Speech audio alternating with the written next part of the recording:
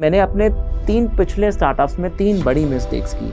तो मैंने कोशिश किया जब मैं बोल्ट शुरू करूँ, तो वो मिस्टेक्स दोबारा ना करूँ। मेरे पास बड़ी-बड़ी फैक्ट्रीज़ नहीं थी, ना पैसा था, ना इन्वेस्टमेंट्स थी, ना बड़ी-बड़ी R&D टीम्स थी और हम एक बार बैंकरप्सी के एज पे खड़े हुए थे। जब आपको अपना बिज़नेस चलाना है ना, जब आप घर में रेवेन्यू नहीं लाते, मुनाफ़ा नहीं लाते, तो आपको पूरी दुनिया लूज़र बोलती है। आपके अपने माँ-बाप, अपने भाई-बहन, आपके वाइफ़, आपकी गर्लफ्रेंड, कोई आपको सीधी नज़र से नहीं देखेगा। सब आपको बोलेंगे आप पैसा जला रहे हो, पैसा गँवा रहे हो, आप घर पे पैसा नहीं लेके आ रहे, तो आप बिज़नेस नहीं कर रहे। तो बिज़नेस का मोल नंबर 1।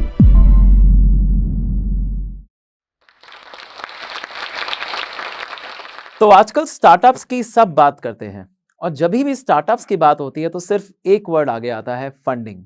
और फंडिंग फॉर्चुनेटली और अनफॉर्चुनेटली स्टार्टअप्स को मेजर करने के लिए सिर्फ एक अकेला मेट्रिक बन गया है।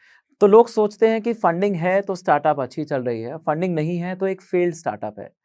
इस सब के बीच में एक कहानी है एक कंपनी की, जो एक इंडियन कंपनी है, जो एक होम ग्रोन कंपनी है, जो बूटस्ट्रैप्ड होके मतलब बिना किसी फंडिंग रेज किए 700 प्लस करोड़ रुपए का रेवेन्यू करा है, जिसने 2000 करोड़ से ऊपर का अपना वैल्यूएशन बनाया है।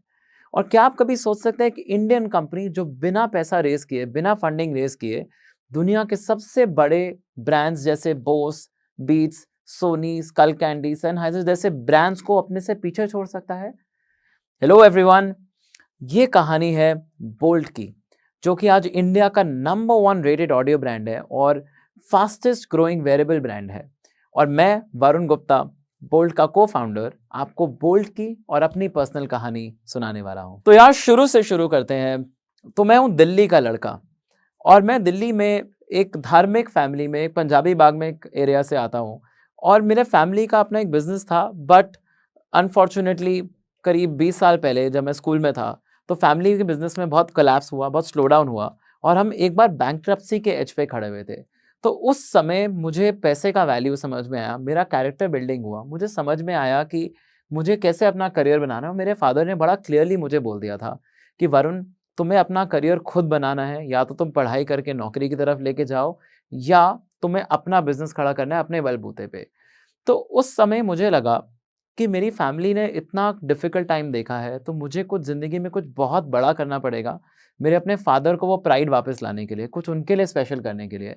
सो तब से ही मुझे बड़ा क्लियर था कि मुझे कुछ एवरेज या मीडियोकर नहीं करना है, मुझे कुछ कड़ा करना है तो बहुत बड़ा करना है, ताकि एक दिन पापा पीछे पलट के देखें और बोले कि हाँ यार, मेरे बच्चों ने, मेरे बेटों ने मेरा प्राइड वापस लेके आया। तो उसी को माइंड में रखते हुए मैंने आईआईटी की प्रिपरेशन की। मेरा आईआईटी में रैंक जो कट ऑफ था उससे 20% ज़्यादा था, तो मेरा एडमिशन नहीं हो पाया, which brings me to my first failure. उस समय मुझे एक फेलियर जैसा फ़ील हुआ कि मैंने अपनी ज़िंदगी के बहुत पूरे 2 साल 18 घंटा मेहनत करके आईआईटी की प्रिपरेशन किया और नहीं हुआ। तो उससे मुझे एक सीख मिला कि while success gives you ego, failure gives you wisdom. इसका मतलब कि आपको सक्सेस शुरू में ही मिल जाता है और सब कुछ स्मूथ होता है, तो आपका कैरेक्टर बिल्डिंग नहीं होता है। बट जब आपको फेलियर मिलता है, तो फेलियर से आपको आगे बढ़ने का हौसला, आपको उसकी लर्निंग और उससे कुछ सीखने को मिलता है। तो उसी को आगे रखते हुए मैंने इंजीनियरिंग जॉइन किया आईपी यूनिवर्सिटी से दिल्ली में। तो इंजीनियरिंग में मुझे म्यूज़िक में बहुत इंटरेस्ट था। सो मैंने गिटार बजाना सीखा था स्कूल में, तो मैं गिटार बजाता था, मैं कॉलेज के बैंड में प्ले करा करता था।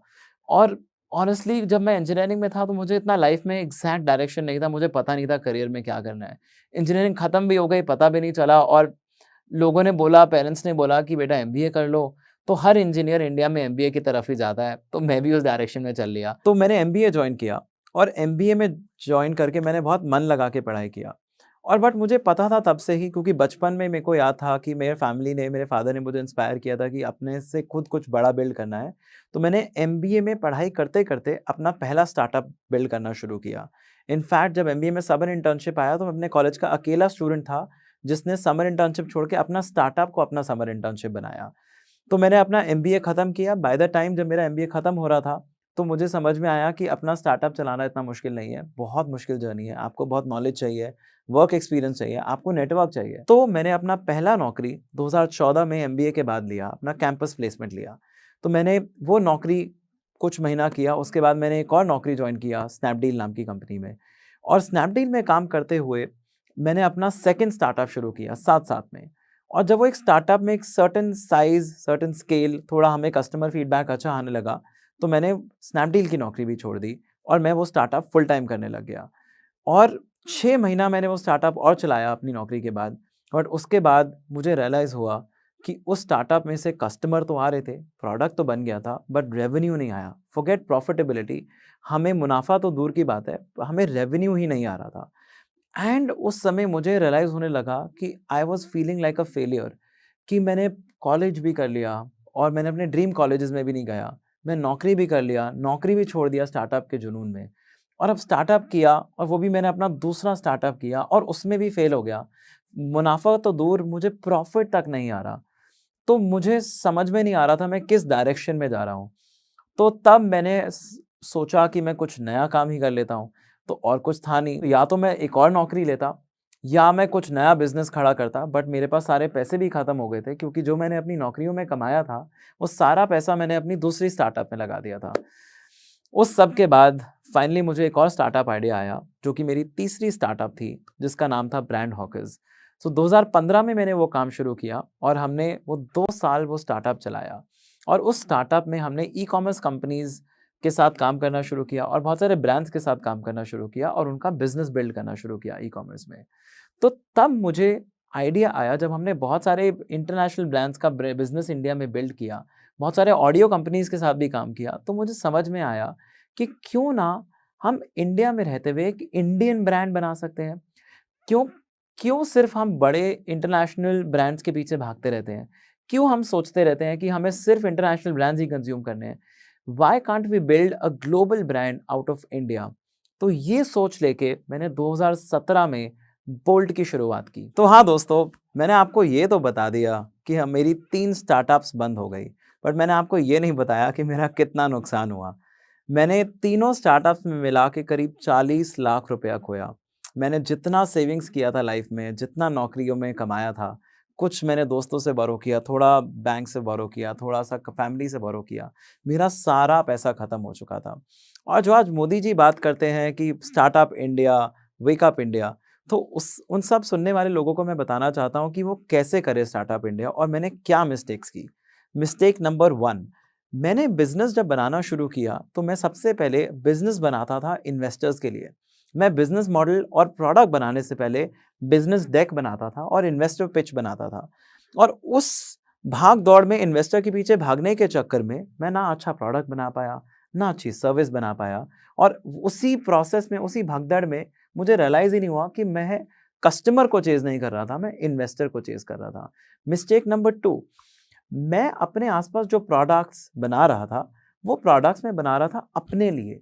क्योंकि मैं एक अच्छे एमबीए कॉलेज में पढ़ा था, एक मेरा कम्युनिटी था, तो जो मेरी लाइफ में नीड्स होती थी, मेरी लीड्स होती थी, उसी को माइंड में रख के मैंने प्रोडक्ट बनाना शुरू किया। और मुझे समझ में आया बाद में कि हमारा भारत, हमारा कंज़्यूमर, हमारी मार्केट हमारी तरह नहीं है ज़रूरी। हम इतना बड़ा देश हैं, इतनी लैंग्वेजेज़ हैं, इतनी स्टेट्स हैं, हर कंज़्यूमर, हर सेगमेंट की मार्केट, उसकी नीड्स, उसके प्रोडक्ट्स, उसकी प्रॉब्लम्स बहुत अलग होती हैं।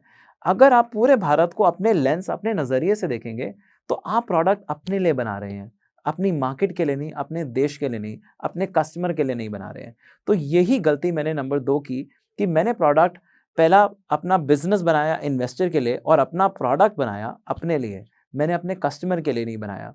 और तीसरा मिस्टेक ये किया कि जब मुझे रियलाइज़ हुआ कि मेरा लॉस हो रहा था बिज़नेस में, तो मैं इसी उम्मीद में रहा कि एक दिन एक इन्वेस्टर आएगा और वो मुझे उठाएगा, और मैं अपना रेवेन्यू अपने कस्टमर से, अपनी कंपनीज़ जिनको हम सर्व करते थे, उनसे नहीं लिया। मैं सोचता रहा कि अभी तो मुझे मार्केट बनाना है, ब्रांड बनाना है, बिज़नेस बनाना है, बट पैसा तो बाद में आ जाएगा।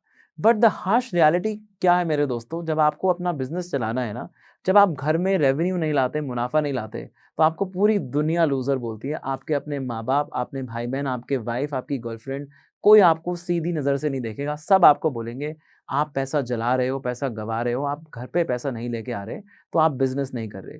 तो बिज़नेस का मोल नंबर 1 आपका होना चाहिए कि घर पे पैसा कितना आ रहा है। तो ये 3 सीख लेके, ये 3 सीखें मैंने सबसे ज़्यादा समझी अपने 3 स्टार्टअप के फेलियर से। तो मुझे फाइनली ये सारी सीखों को लेके मैंने अपना चौथा स्टार्टअप किया, जो कि 2017 में मैंने शुरू किया, बोल्ट। तो अब बात करते हैं बोल्ट की, जिसका आप तब से इंतजार कर रहे हैं। मैं जानता हूं आपको लग रहा होगा कि आपने पुरानी सैड स्टोरीज तो बहुत सुना दी, हमें बोल्ट की एक्साइटिंग स्टोरी सुननी है। तो अब हम समझते हैं कि बोल्ट आया कहाँ से, बोल्ट का आइडिया कहाँ से आया, बोल्ट का प्रोडक्ट कैसे बना। तो अभी मैंने आपको समझाया कि मैंने अपने 3 पिछले स्टार्टअप्स में 3 बड़ी मिस्टेक्स की। तो मैंने कोशिश किया जब मैं बोल्ट शुरू करूँ तो वो मिस्टेक्स दोबारा ना करूँ।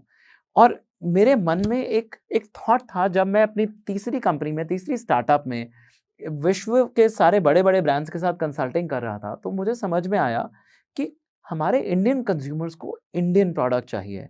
उनको एक अफोर्डेबल प्रोडक्ट चाहिए, उनको एक वर्ल्ड क्लास प्रोडक्ट चाहिए। बट हम इंडियन कंपनीज़ क्यों नहीं सर्व कर सकती इन कंज्यूमर्स को? हमें क्यों बड़े-बड़े अमेरिकन, जापानीज़ और जर्मन कंपनीज़ के पीछे भागना है? तो मुझे माइंड में आया कि हम एक वर्ल्ड क्लास प्रोडक्ट बनाएँगे, इंडिया में बनाएँगे, इंडिया में डिज़ाइन करेंगे और हम इंडियन कंज्यूमर्स को सर्व करेंगे। तो उसी माइंडसेट को लेके जो मैंने एक मिस्टेक की थी, हम प्रोडक्ट अपने लिए बना रहे थे, तो इस बार मैंने प्रोडक्ट बनाया अपने कंज्यूमर के लिए, नंबर 1।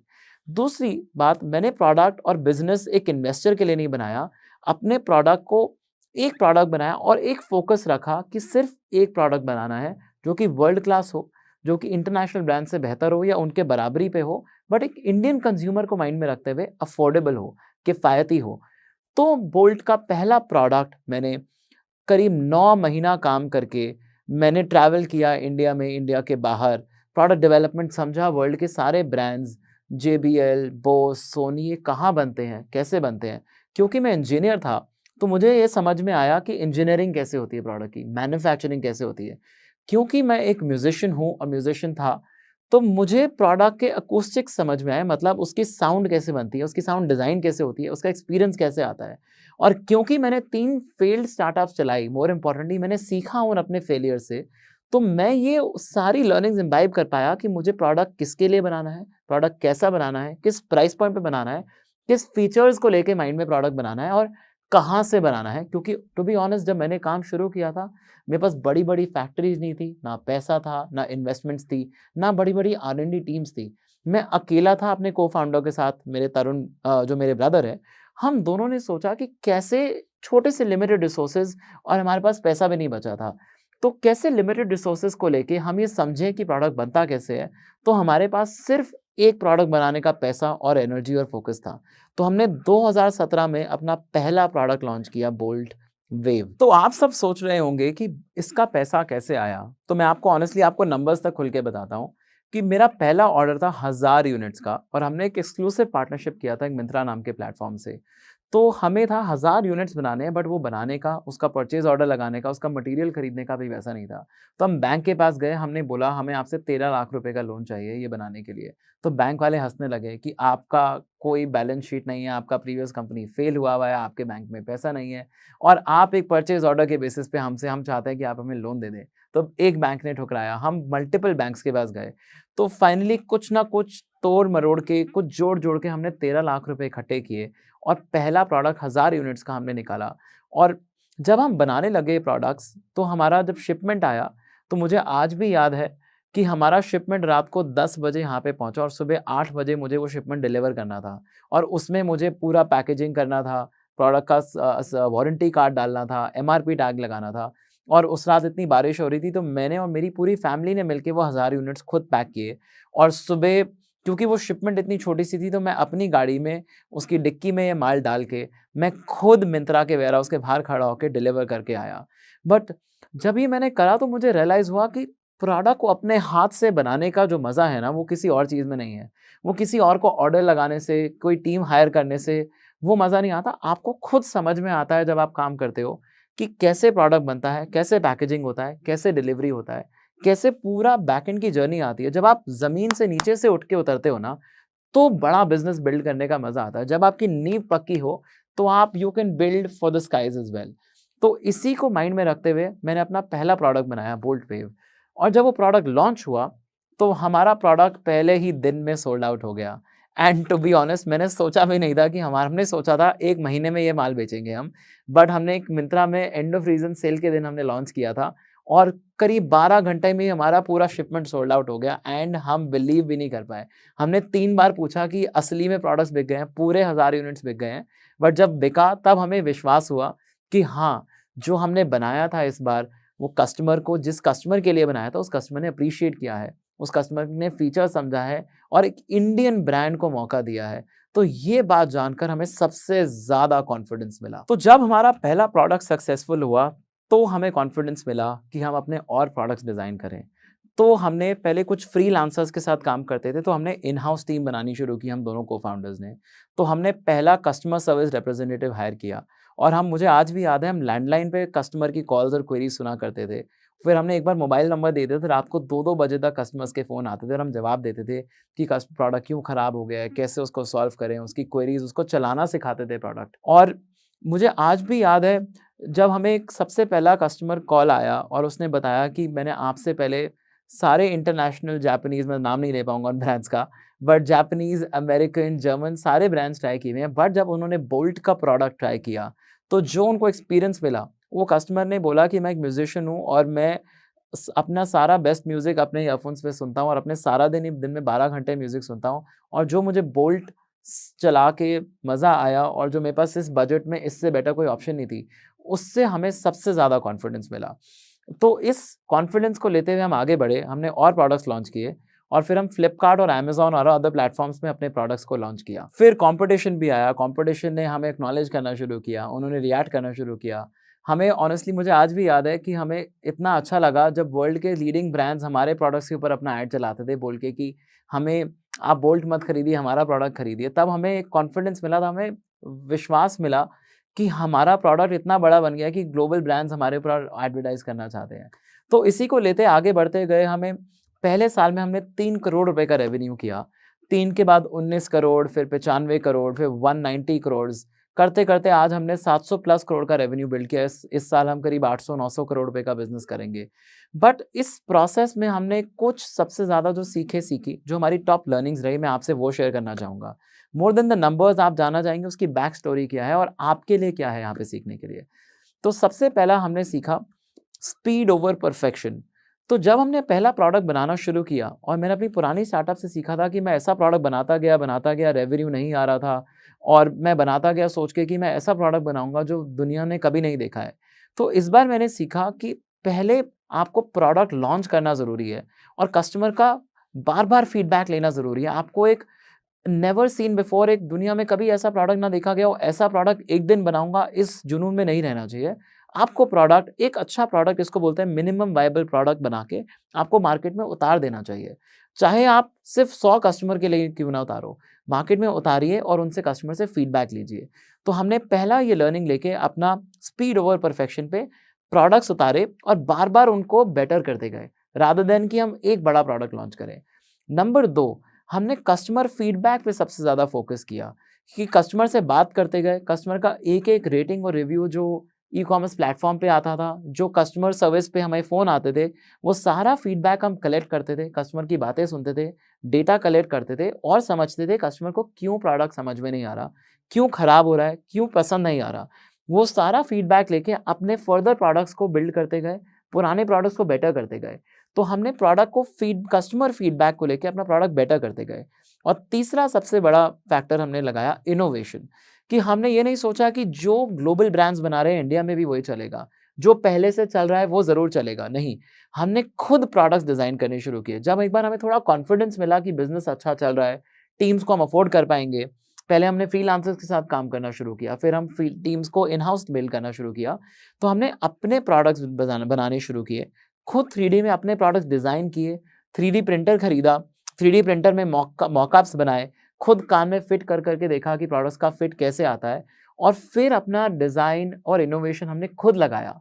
तो जब ये 3 बड़े पिलर्स पे, कि हमने इनोवेशन लगाया प्रोडक्ट में कस्टमर से फीडबैक लिया और कस्टमर को जल्दी-जल्दी रेपिटेटिवली प्रोडक्ट उतारते गए, मतलब स्पीड ओवर परफेक्शन किया, तो हमारे प्रोडक्ट्स मार्केट में आना शुरू हुए और हमें कस्टमर से और लव मिलता गया, कस्टमर से और फीडबैक मिलता गया और हम धीरे-धीरे और मार्केट शेयर एक्वायर करते गए। तो आज हम पीछे मुड़ के देखते हैं, तो देखने में लगता है हम को-फाउंडर्स को कि हमने 7 साल पहले कंपनी शुरू किया और हम 7 साल में एक बंद कमरे में, एक फैक्ट्री में हम दोनों ने जहाँ काम शुरू किया था, आज हमारे पास 700 से भी ज़्यादा एम्प्लॉयज़ हैं, हमारे 2.5 करोड़ से भी ज़्यादा कस्टमर्स हैं, हमारे 3 मिलियन से भी ज़्यादा रेटिंग्स हैं, हम हर 3 सेकंड में एक प्रोडक्ट बेचते हैं, हम इंडिया की फास्टेस्ट ग्रोइंग वेयरेबल कंपनी है और हम इंडिया का नंबर 1 रेटेड ऑडियो ब्रांड है। बट आज जब हम देखते हैं, इस सब में हमें सबसे ज़्यादा सेंस ऑफ अकम्प्लिशमेंट कहाँ मिलता है? इन नंबर से नहीं मिलता। मुझे आज भी याद है जब हमारी फैमिली में बिज़नेस में डिफ़िकल्टी हुआ था, तो मैंने बचपन में ही सोचा था कि एक दिन ऐसा काम करना है कि मेरे फ़ादर को गर्व हो कि हमें का कैसा काम किया। और आज मेरे फ़ादर कभी भी बताते हैं कि वो किसी से मिलते हैं तो वो पूछते हैं, आप बोल्ट के ओनर हो? तो वो बड़ा प्राउडली बोलते हैं कि मेरे बेटों ने और हमने मिलके ये खड़ा किया है। तो इसी के साथ मैं जोश टॉक्स का शुक्रिया अदा करना चाहूँगा और मैं आपको एक सीक्रेट बताता हूँ। जब मेरी 3 स्टार्टअप्स फेल हुआ तो मुझे बहुत मोटिवेशन के लिए बाहर जाना पड़ा, बिकॉज़ मैं बहुत डिप्रेस्ड फ़ील करा करता था। तो मैं कुछ किताबें पढ़ता था, कुछ फैमिली से बात करता था और मैं जोश टॉक्स जैसे प्लेटफ़ॉर्म्स पे जाके बाकी सक्सेसफुल एंटरप्रेन्योर्स की स्टोरी सुना करता था, ये जानने के लिए कि कैसे उन्होंने क्रैक करा है, कैसे वो हर बार हारने के बाद आगे विक्ट्री के टुवर्ड्स कैसे अपना बिज़नेस, अपना पैशन, अपना जुनून को बिल्ड करते हुए अपना करियर बनाया। तो मैंने वहाँ से बहुत कुछ सीखा और आज मैं अगेन जोश टॉक्स का शुक्रिया अदा करना चाहूँगा कि उन्होंने मुझे इस काबिल समझा कि मैं इस प्लेटफ़ॉर्म पे आके अपनी स्टोरी आप सबसे शेयर कर सकूँ। Thank you so much.